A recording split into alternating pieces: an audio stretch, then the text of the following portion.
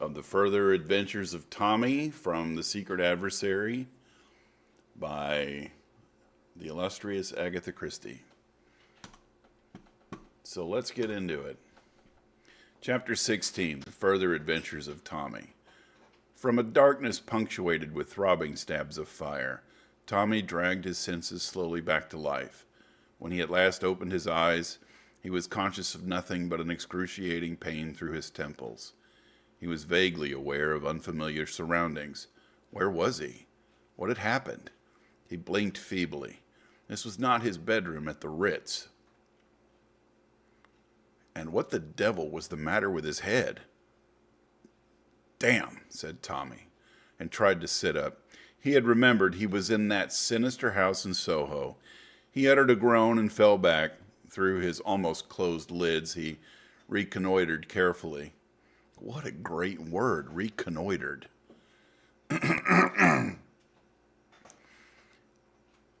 "He is coming to," remarked a voice very near Tommy's ear. He recognized it at once for that of the bearded and efficient German, and lay artistically inert. He felt that it would be a pity to come round too soon and until the pain in his head became a little less acute.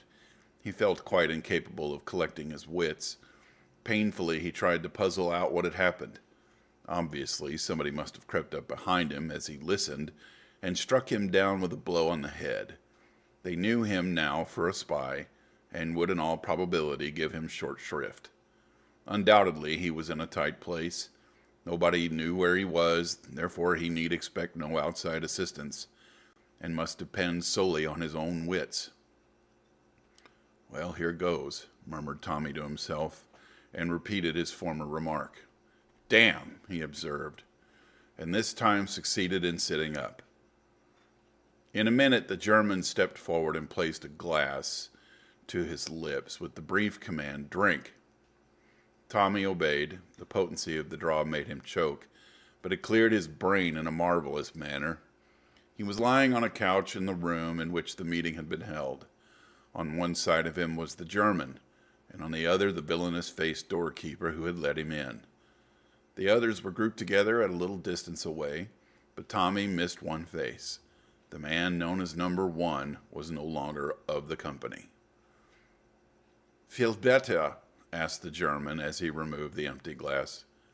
"Yes, thanks," returned Tommy cheerfully. "Ah, my young friend, it is lucky for you. Your skull is so thick. The good Conrad struck hard." He indicated the evil-faced doorkeeper by a nod. The man grinned. Tommy twisted his head round with an effort. "Oh," he said, "so you're Conrad, are you? It strikes me the thickness of my skull was lucky for you, too. When I look at you, I feel it's almost a pity I've enabled you to cheat the hangman."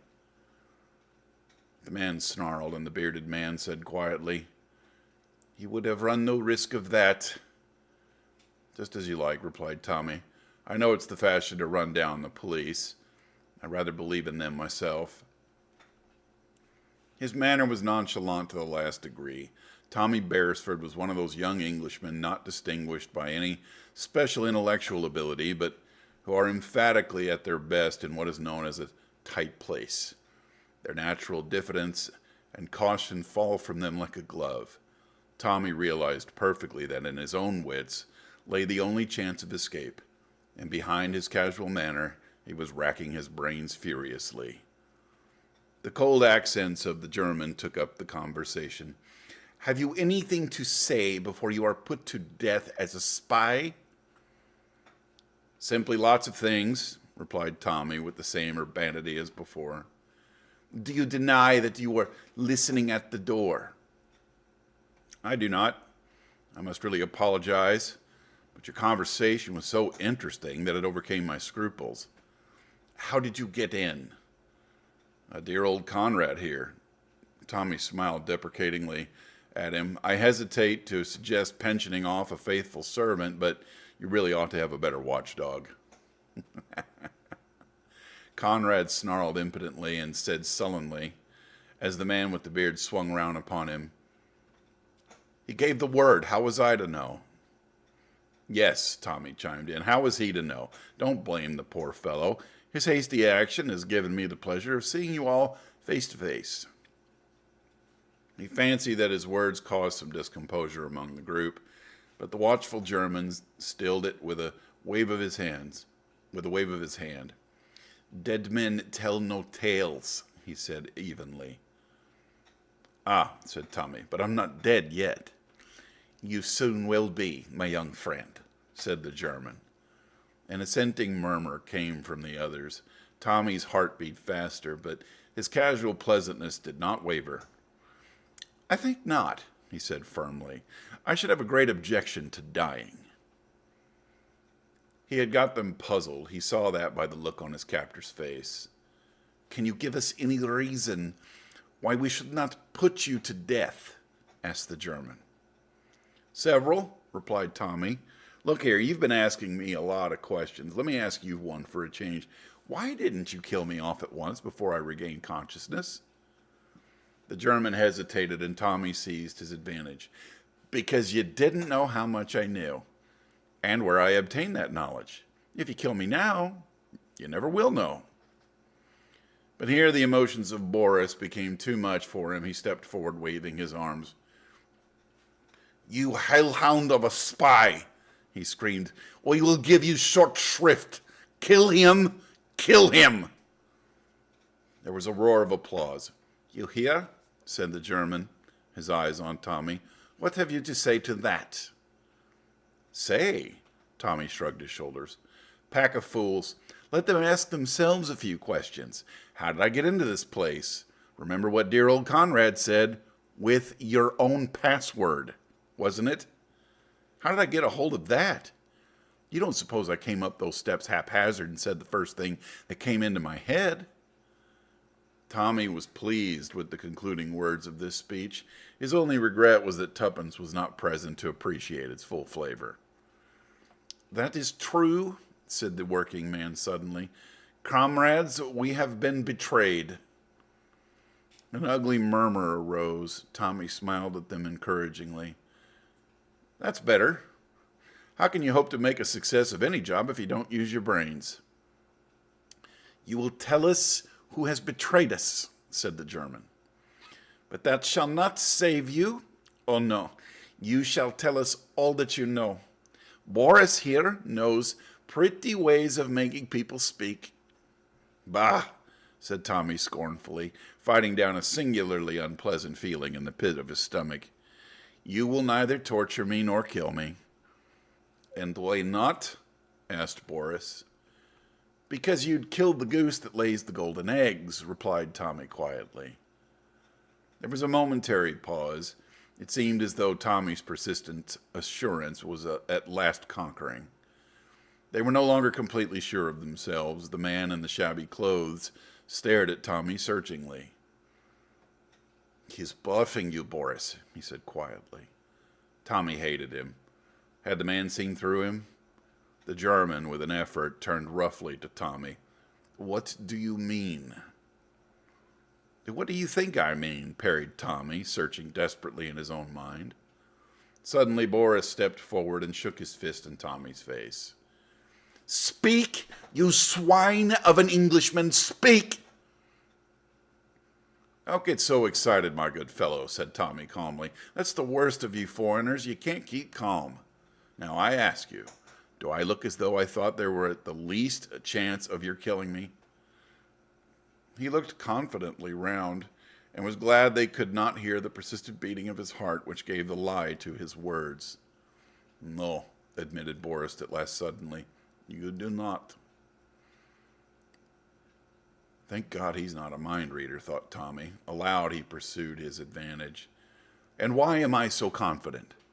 Because I know something that puts me in a position to propose a bargain. A bargain, the bearded man took him up sharply. Yes, a bargain. My life and liberty against... He paused. Against what? The group pressed forward. You could have heard a pin drop. Slowly, Tommy spoke. The papers that Danvers brought over from America and the Lusitania. The effect of his words was electrical. Everyone was on his feet. The German waved them back. He leaned over Tommy, his face purple with excitement. Himmel! You have got them then? With magnificent calm, Tommy shook his head. You know where they are? Persisted the German. Again, Tommy shook his head. Not in the least. Then, angry and baffled, the words failed him. Tommy looked round. He saw anger and bewilderment on every face, but his calm assurance had done its work. No one doubted but that something lay behind his words. I don't know where the papers are, but I believe that I can find them. I have a theory. Pah! Tommy raised his hand and silenced the clamors of disgust. I call it a theory, but I'm pretty sure of my facts. Facts that are known to no one but myself. In any case, what do you lose? If I can produce the papers, you give me my life and liberty in exchange. Is it a bargain? And if we refuse, said the German quietly. Tommy lay back on the couch.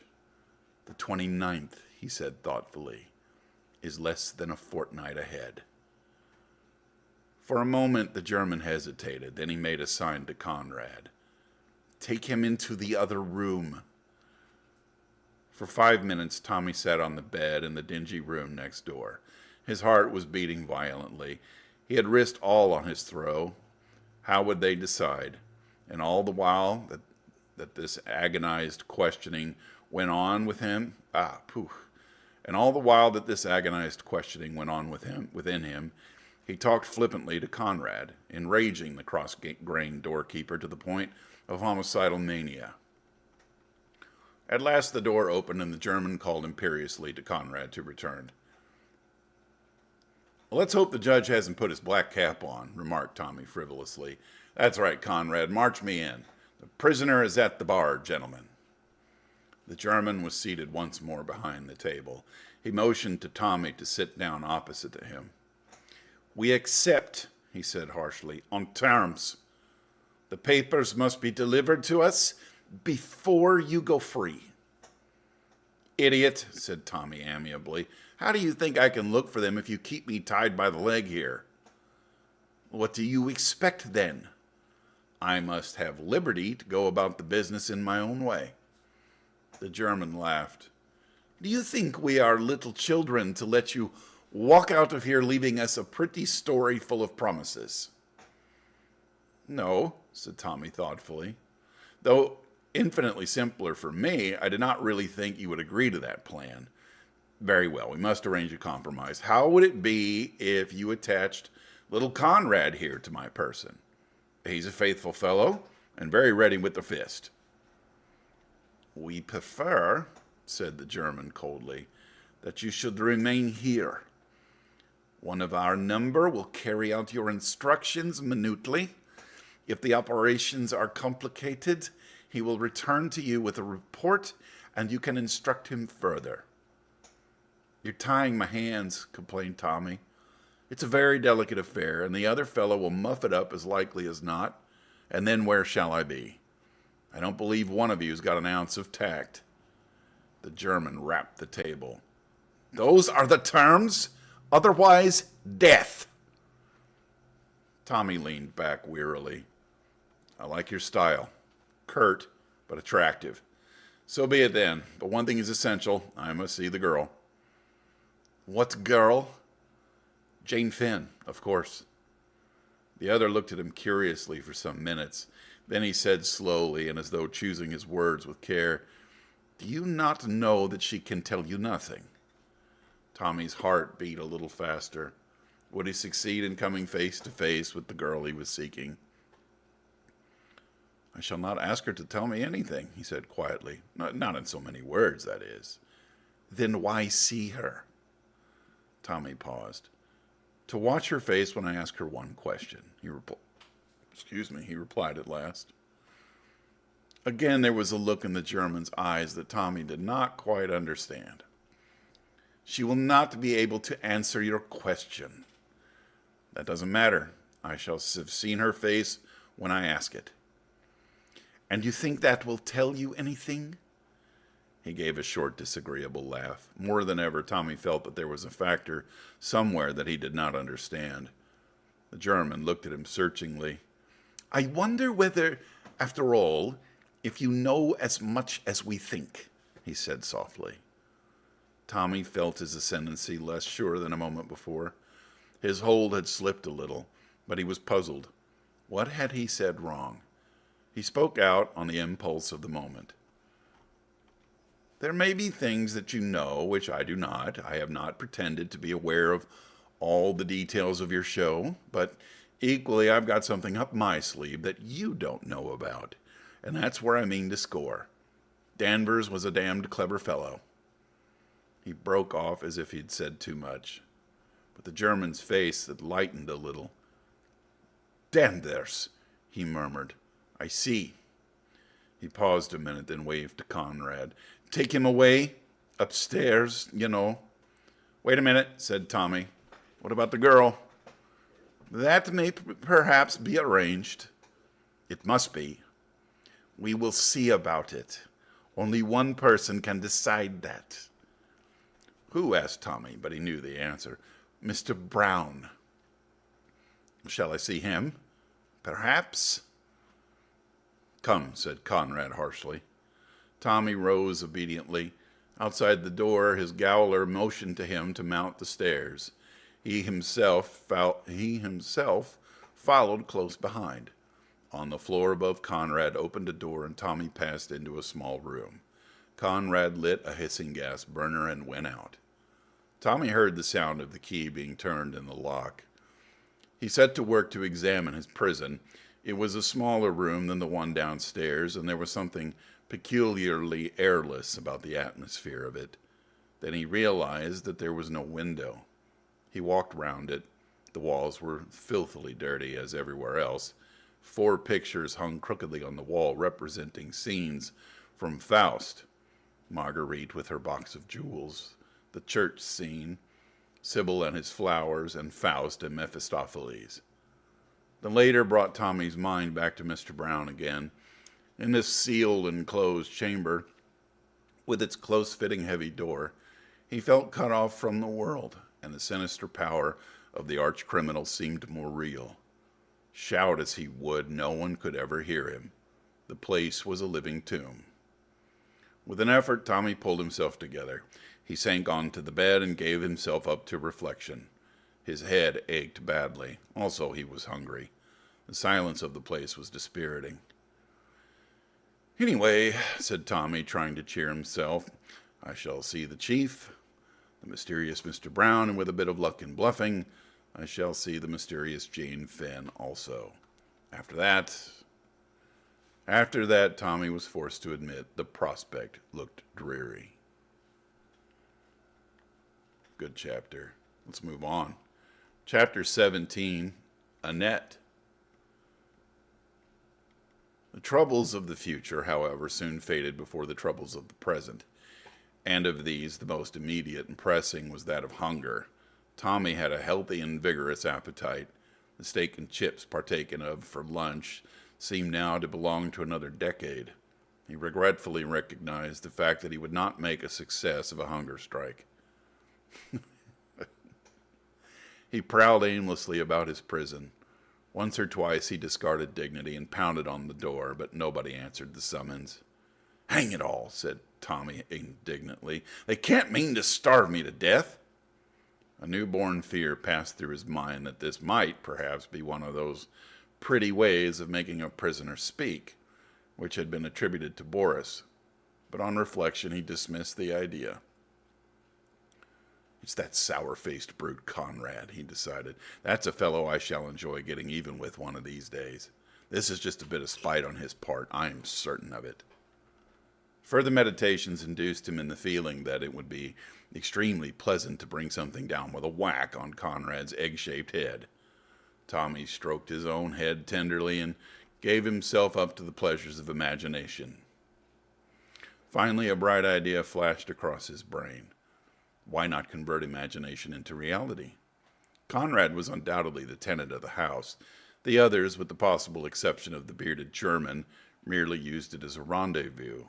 Therefore, why not wait in ambush for Conrad behind the door, and when he entered, bring down a chair or one of the decrepit pictures smartly onto his head. One would, of course, be careful not to hit too hard, and then simply walk out. If he met anyone on the way down, well, Tommy brightened at the thought of an encounter with his fists. Such an affair was infinitely more in his line than the verbal encounter of this afternoon. Intoxicated by his plan, Tommy gently unhooked the picture of the devil and Faust, and settled himself in his position. His hopes were high. The plan seemed to him simple but excellent. Time went on, but Conrad did not appear. Night and day were the same in this prison room, but Tommy's wristwatch, which enjoyed a certain degree of accuracy, informed him that it was 9 o'clock in the evening. Tommy reflected gloomily that if supper did not arrive soon, it would be a question of waiting for breakfast. At 10 o'clock, hope deserted him, and he flung himself on the bed to seek consolation in sleep. In 5 minutes, his woes were forgotten. The sound of the key turning in the lock awoke him from his slumbers. Not belonging to the type of hero who is famous for awaking in full possession of his faculties, Tommy merely blinked at the ceiling and wondered vaguely where he was. Then he remembered and looked at his watch. It was 8 o'clock.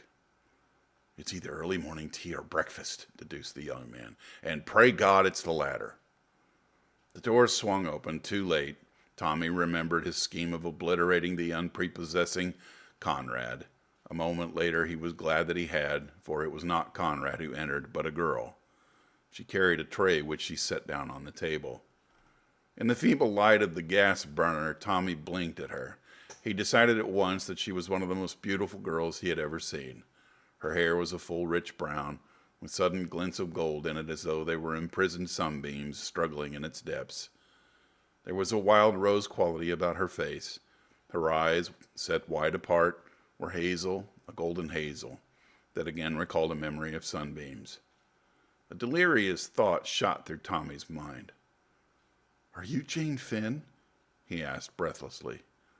The girl shook her head wonderingly. "My name is Annette, monsieur." She spoke in a soft, broken English. "Oh," said Tommy, rather taken aback. "Français?" He hazarded. "Oui, monsieur. Monsieur parle français?" "Not for any length of time," said Tommy. "What's that, breakfast?" The girl nodded. Tommy dropped off the bed and came and inspected the contents of the tray.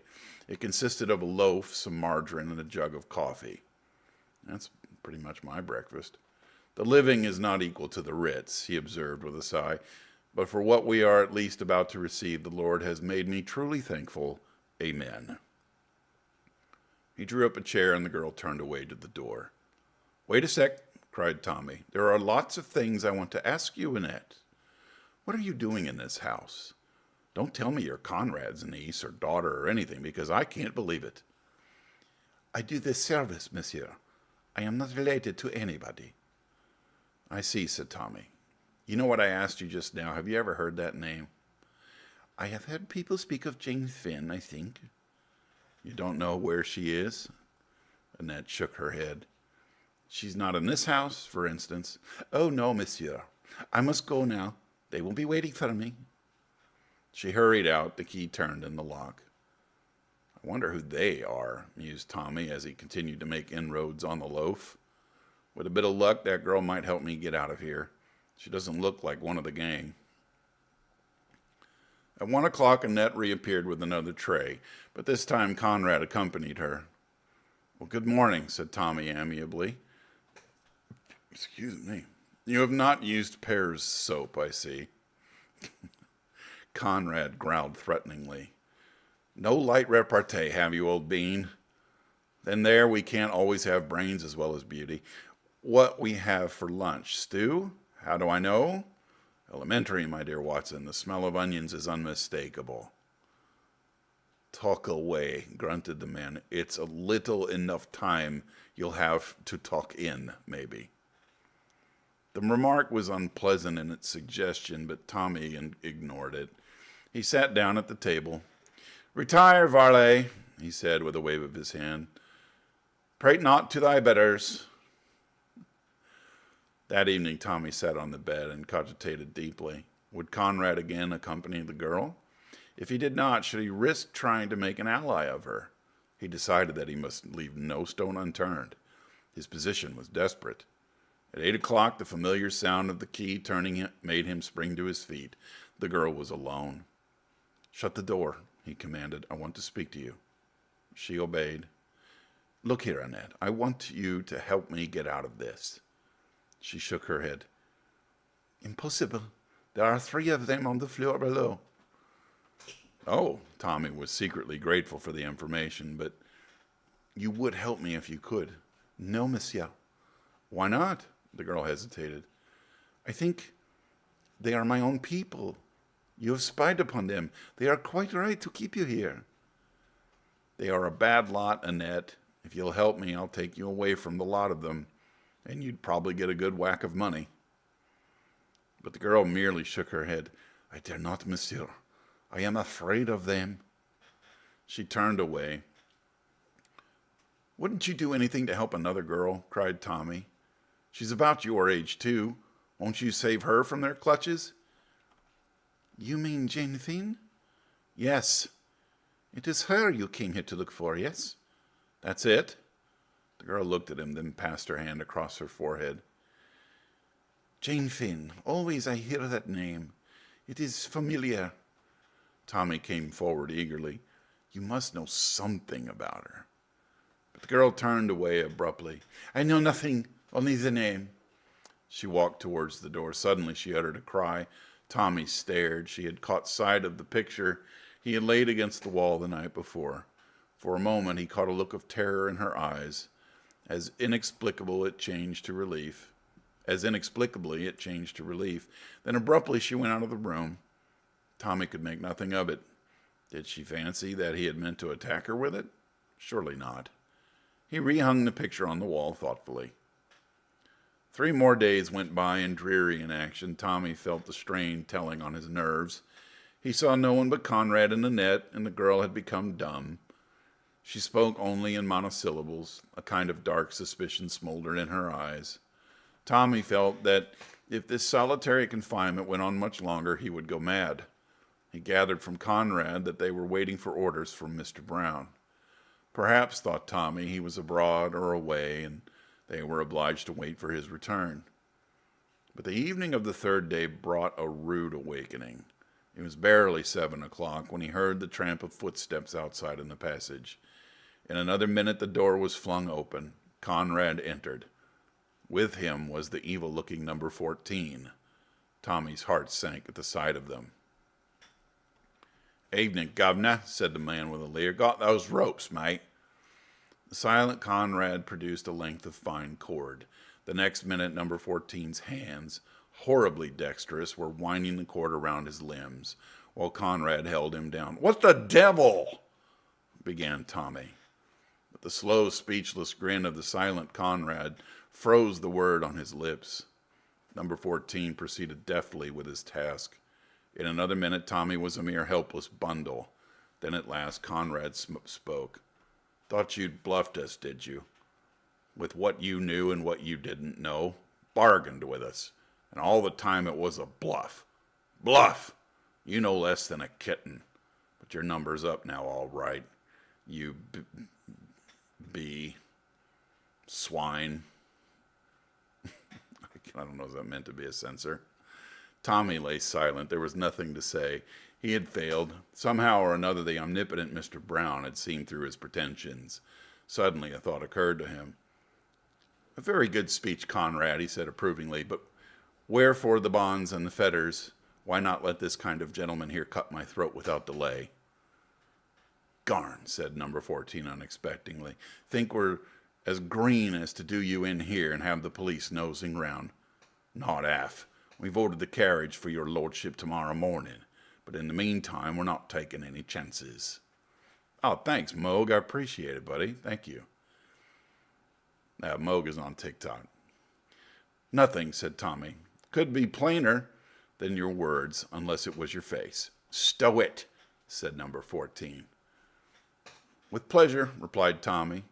"You're making a sad mistake, but yours will be the loss." "You don't kid us that way again," said number 14. "Talking as though you were still at a bloomin' Ritz, aren't you?" Tommy made no reply. He was engaged in wondering how Mr. Brown had discovered his identity. He decided that Tuppence, in the throes of anxiety, had gone to the police, and that his disappearance having been made public, the gang had not been slow to put two and two together. The two men departed and the door slammed. Tommy was left to his meditations. They were not pleasant ones. Already his limbs felt cramped and stiff. He was utterly helpless, and he could see no hope anywhere. About an hour had passed when he heard the key softly turned, and the door opened. It was Annette. Tommy's heart beat a little faster. He had forgotten the girl. Was it possible that she had come to his help? Suddenly, he heard Conrad's voice. "Come out of it, Annette. He doesn't want any supper tonight." "Oui, oui, je sais bien. But I must take the other tray.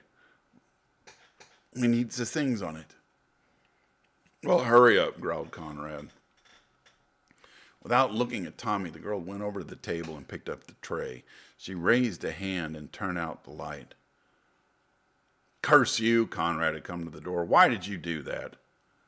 "I always turn it out. You should have told me. Shall I relight it, Monsieur Conrad?" "No, come on out of it." Les beaux petits, monsieur," cried Lynette, pausing by the bed in the darkness. "You have tied him up well, eh? He is like a trussed chicken." The frank amusement in her tone jarred on the boy, but at the moment, to his amazement, he felt her hand running lightly over his bonds, and something small and cold was pressed into the palm of his hand. "Come on, Lynette." "Mais me voilà." The door shut. Tommy heard Conrad say, "Lock it and give me the key." The footsteps died away. Tommy lay petrified with amazement. The object Annette had thrust into his hand was a small penknife, the blade open. From the way she had studiously avoided looking at him and her action with the light, he came to the conclusion that the room was overlooked. There must be a peephole somewhere on the walls. Remembering how guarded she had always been in her manner, he saw that he had probably been under observation all the time. Had he said anything to give himself away? Hardly.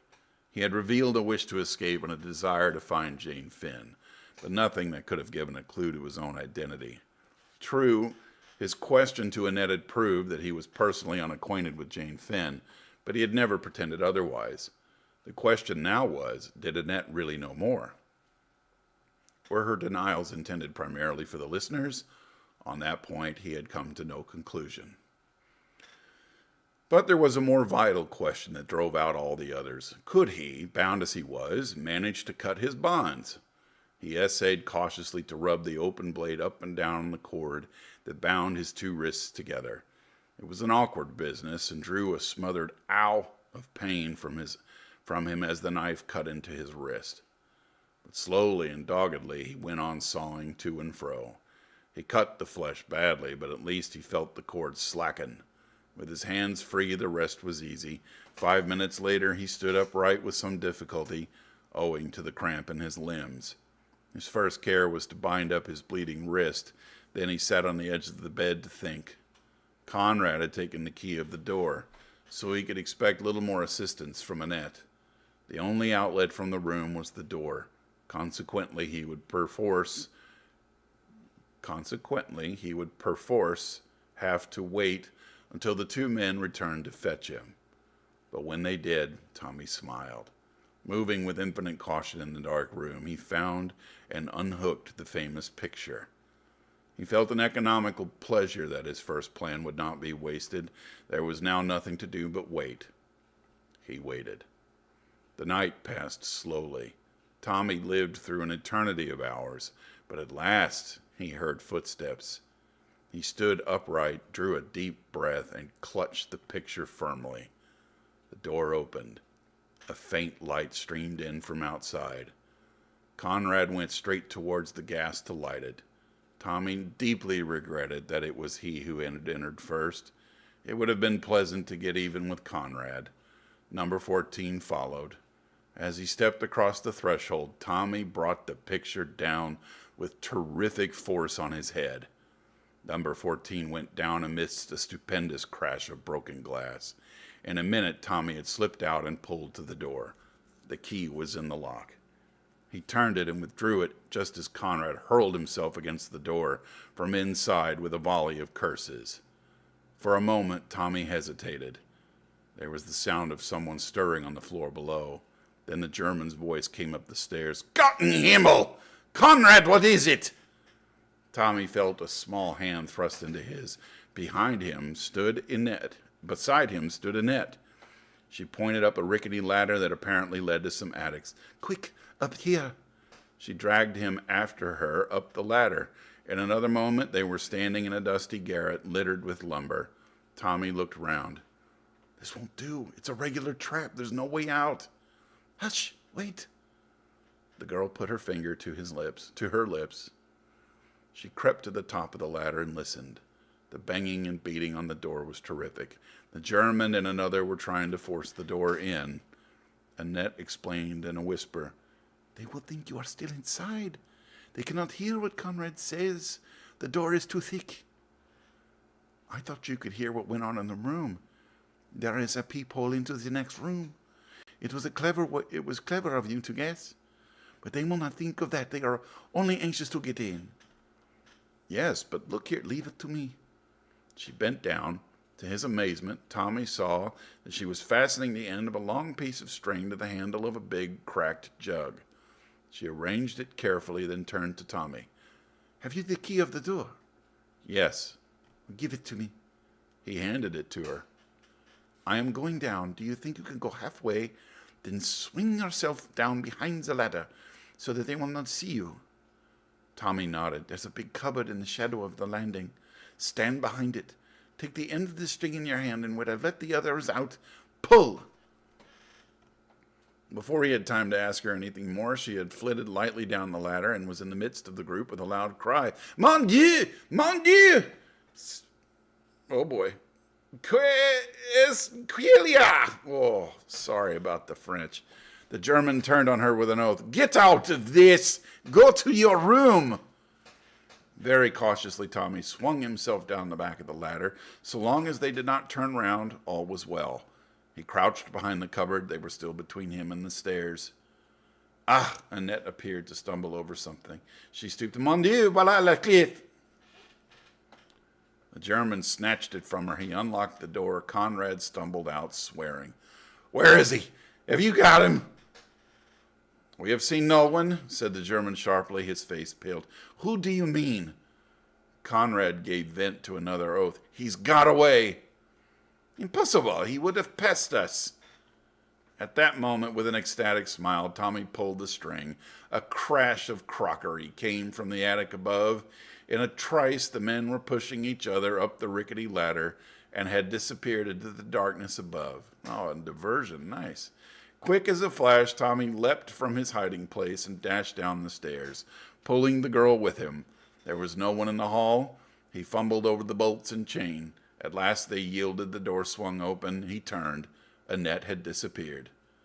Tommy stood spellbound. Had she run upstairs again? What madness possessed her? He fumed with impatience, but he stood his ground. He would not go without her. And suddenly there was an outcry overhead. An exclamation from the German, and then Annette's voice, clear and high. "Ma foi! He has escaped! And quickly! Who would have thought it?" Tommy still stood rooted in the ground. Was that a command to him to go? He fancied it was, and then louder still the words floated down to him. "This is a terrible house. I want to go back to Marguerite. To Marguerite! To Marguerite!" I guess that's from Faust. Tommy had run back down the stairs. Tommy had run back to the stairs. She wanted him to go and leave her, but why? At all costs, he must try and get her away with him. Then his heart sank. Conrad was leaping down the stairs, uttering a savage cry at the sight of him. After him came the others. Tommy stopped Conrad's rush with a straight blow with his fist. It caught the other on the point of the jaw, and he fell like a log. The second man tripped over his body and fell. From higher up the staircase there was a flash, and a bullet grazed Tommy's ear. He realized that it would be good for his health to get out of this house as soon as possible. As regards Annette, he could do nothing. He had got even with Conrad, which was one satisfaction. The blow had been a good one. He leapt for the door, slamming it behind him. The square was deserted. In front of the house was a baker's van. Evidently he was to have been taken out of London in that, and his body found many miles from the house in Soho. The driver jumped to the pavement and tried to bar Tommy's way. Again, Tommy's fist shot out and the driver sprawled on the pavement. Tommy's a fighter. Tommy took to his heels and ran, none too soon.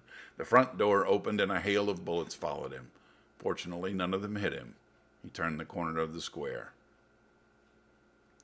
There's one thing, he thought to himself, they can't go on shooting. They'll have the police after them if they do. I wonder they dared to there. He heard the footsteps of his pursuers behind him and redoubled his own pace. Once he got out of these byways, he would be safe.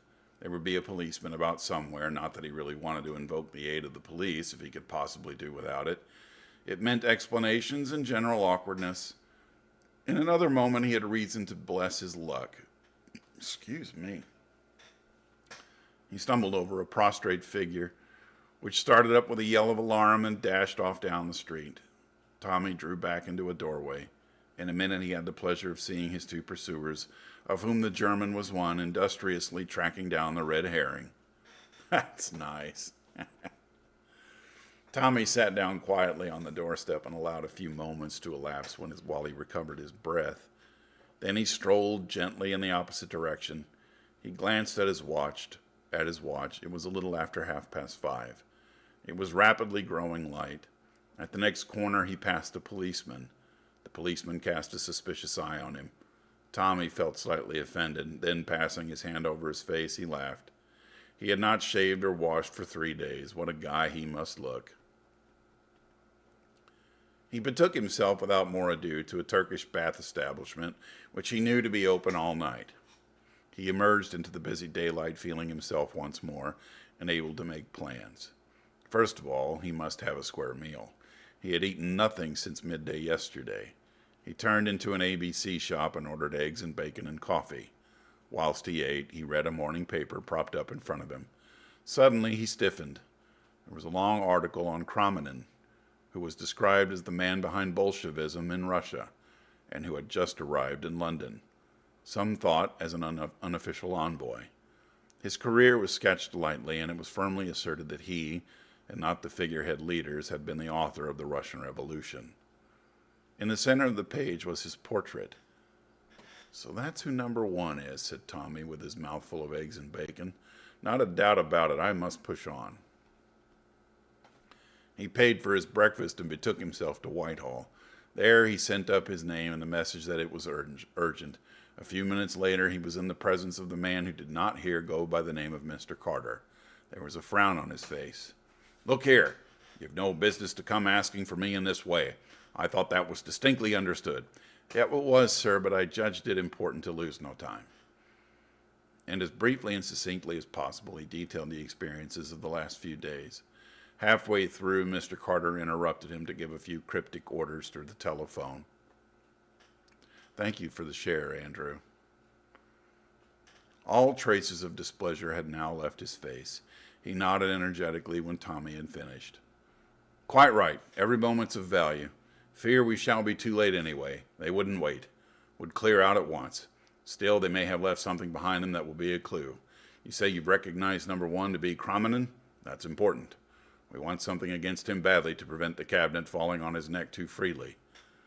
What about the others? You say two faces were familiar to you? One's a labor man, you think. Just look through these photos and see if you can spot him. A minute later, Tommy held one up. Mr. Carter exhibited some surprise. Ah, Westway. Shouldn't have thought it. Poses as being moderate. As for the other fellow, I think I can give a good guess. He handed another photograph to Tommy and smiled at the other's exclamation. I'm right then. Who is he? Irishman? Prominent Unionist MP? All of blind, of course. We've suspected it, but couldn't get any proof. Yes, you've done very well, young man. The 29th, you say, is the date. That gives us very little time indeed. But, Tommy hesitated. Mr. Carter read his thoughts. We can deal with the general strike menace, I think. It's a toss-up, but we've got a sporting chance. But if that draft treaty turns up, we're done. England will be plunged in anarchy. Ah, what's that, the car? Come on, Beresford, we'll go and have a look at this house of yours. 2 constables were on duty in front of the house in Soho. An inspector reported to Mr. Carter in a low voice. The latter turned to Tommy. The birds have flown, as we thought. We might as well go over it. Going over the deserted house seemed to Tommy to partake of the character of a dream. Everything was just as it had been, the prison room with crooked pictures, the broken jug in the attic, the meeting room with its long table, but nowhere was there a trace of papers. Everything of that kind had either been destroyed or taken away, and there was no sign of Annette. What you tell me about the girl puzzled me, said Mr. Carter. You believe that she deliberately went back? It would seem so, sir. She ran upstairs while I was getting the door. She must belong to the gang then, but being a woman didn't feel like standing by to see a personable young man killed. But evidently she's in with them, or she wouldn't have gone back. I can't believe she's really one of them, sir. She seems so different. Good looking, I suppose, said Mr. Carter with a smile that made Tommy flush to the roots of his hair. He admitted Annette's beauty rather shamefacedly. By the way, observed Mr. Carter, have you shown yourself to Miss Tuppence yet? She's been bombarding me with letters about you. Tuppence? I was afraid she might get a bit rattled. Did she go to the police? Mr. Carter shook his head. He only has one. Then I wonder how they twigged me. Mr. Carter looked inquiringly at him, and Tommy explained.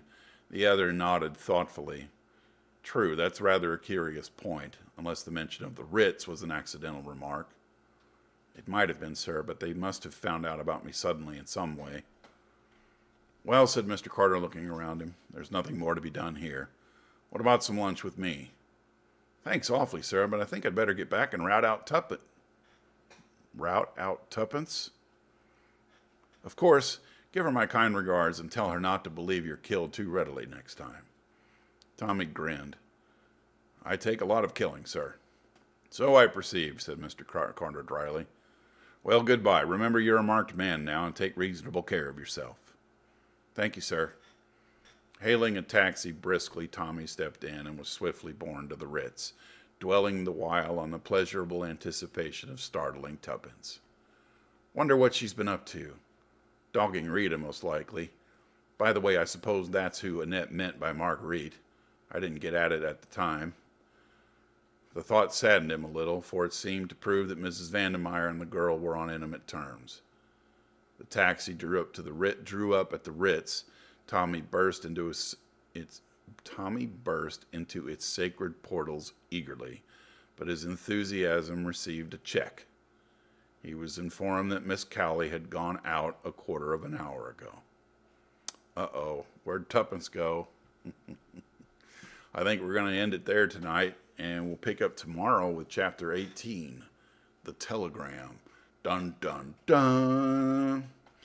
Anyway, thanks for joining, and this read will be on Instagram here in a few minutes for replay, along with a link to donate to Everyday Action. Oh, thanks, Moog. I appreciate it, buddy. Thank you so much. It's nice to have somebody tune in from TikTok. But if you, I'm doing this for a charity, Moog, called Everyday Action. And what they do is they take the leftover food from movie, TV, commercial sets. It's really great gourmet food. And they get it into the hands of the hungry in LA and the surrounding area, I suppose. They also get leftover food from restaurants and from grocery stores. So they really do a great job and deserve our support. So if you've got an extra buck or two, anybody, and you can go to my Instagram. It's at Fred Stoverink. And there will be a link on the replay of this video, and you can donate $1 or $2 or $100, whatever you feel like. But anything is welcome. Not necessary if you don't have the money. well wishes, sharing the stream, those kinds of things are helpful too, if you don't have any money. But if you've got an extra buck or two, please do donate. And we will see you tomorrow at 9 o'clock sharp for Chapter 18, The Telegram.